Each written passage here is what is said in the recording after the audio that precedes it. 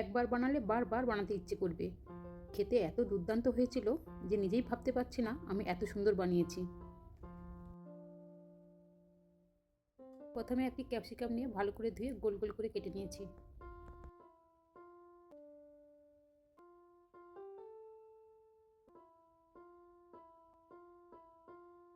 এখন একটি চিজারের সাহায্যে পনির গ্রেট করে কেটে নিয়েছি। আগে থেকে আমি একটি রাঙা আলু সেদ্ধ করে রেখেছিলাম, ওর সঙ্গে ওই রাঙা আলু, পেঁয়াজ, হলুদ, লঙ্কার গুঁড়ো, লবণ, আদা রসুনের পেস্ট ও ধনেপাতা দিয়ে ভালো করে মেখে নিয়েছি। এখানে আলু সেদ্ধও দেওয়া যায়, কিন্তু আমি দিলাম না, আমি রাঙা আলু সেদ্ধ দিলাম।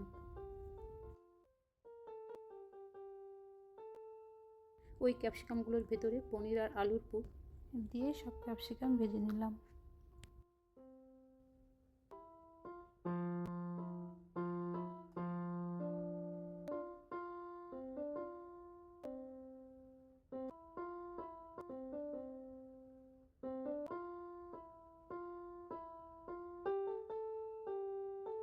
তৈরি হয়ে গেল দারুণ স্বাদের পুর ভরা ক্যাপসিকাম ভাজা।